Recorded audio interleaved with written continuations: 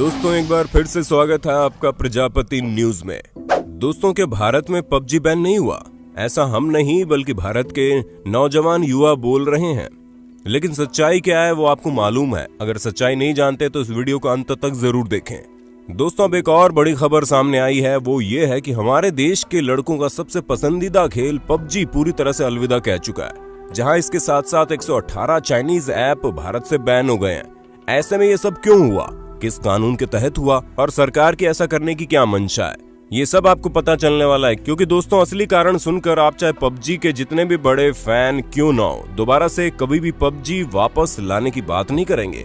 और इन सभी चीजों के बारे में आज मैं यानी आपका दोस्त विशाल प्रजापति अपने इस वीडियो में आपको बताने वाला हूं। तो दोस्तों बिना देर के शुरू करते हैं हमारा शानदार वीडियो। लेकिन हाँ, वीडियो शुरू करने से पहले एक छोटी सी रिक्वेस्ट है।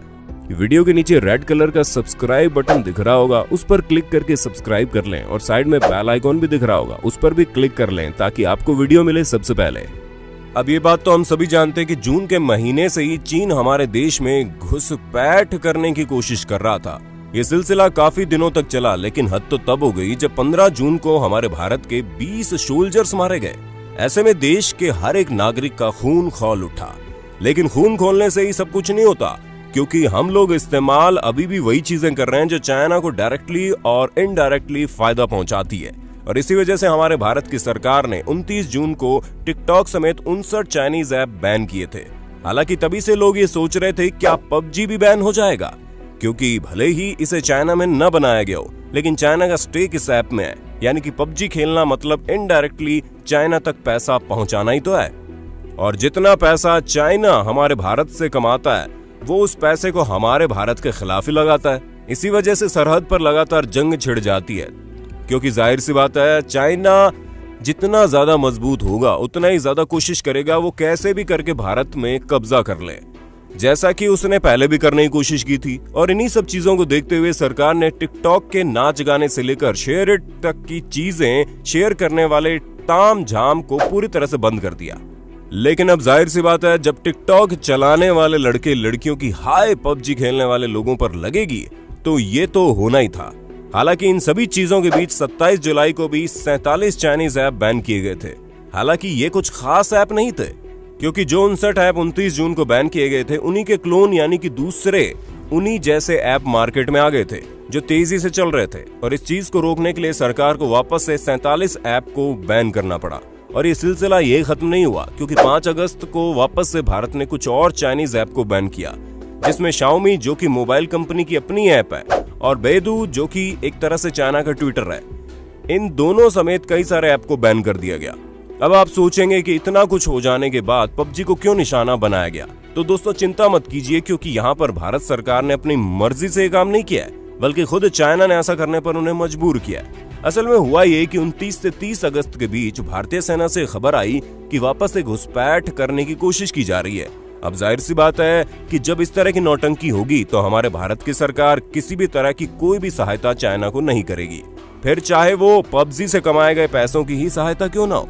और इसी वजह से आज आप इस इंसिडेंट के 3 दिनों के अंदर ही भारत सरकार का एक्शन देख सकते हैं। अब दोस्तों हमें तो नहीं लगता कि किसी को भी पबजी के बैन होने पर किसी भी तरह की कोई समस्या होनी चाहिए, क्योंकि बेशक बच्चे बड़े शौक से पबजी खेलते थे, और बच्चे ही क्यों, काफी उम्र दराज लोग भी पबजी के दीवाने थे।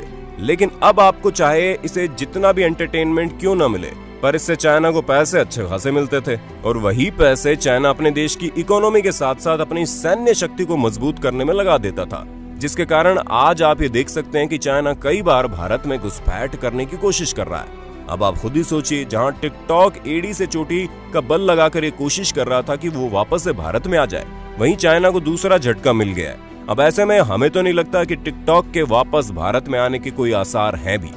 अब चीजें तभी सही हो सकती है जब टिकटॉक अपने सारे रिश्ते चाइना से तोड़ दे, क्योंकि भले ही इन सभी ऐप को बैन करने का कारण डेटा सिक्योरिटी और प्राइवेसी माना जा रहा है, लेकिन असली वजह तो हम सभी जानते हैं।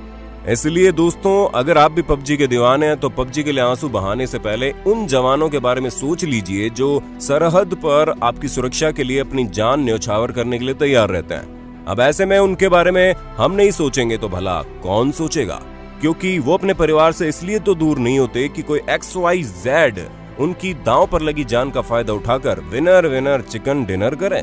इसलिए अगर आप भी भारत सरकार का विरोध कर रहे हैं तो मत कीजिए, क्योंकि इसमें आप ही का दोहरा पक्ष दिखाई दे रहा है। और ऐसा सिर्फ और सिर्फ इसलिए है क्योंकि अगर हमारे देश को दुनिया की सबसे बड़ी ताकत बनने से कोई देश रोक सकता है तो वो सिर्फ और सिर्फ चाइना है, क्योंकि चाइना के पास भी वो सब कुछ है जो हमारे पास है।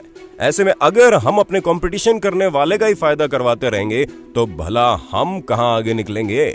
और इस चीज को अगर आपको विस्तार से जानना है तो हमें कमेंट करके जरूर बताना। अगर 500 से ज्यादा कमेंट आए तो हम आपको ये बात अपनी पूरी वीडियो में साबित करके भी दिखाएंगे।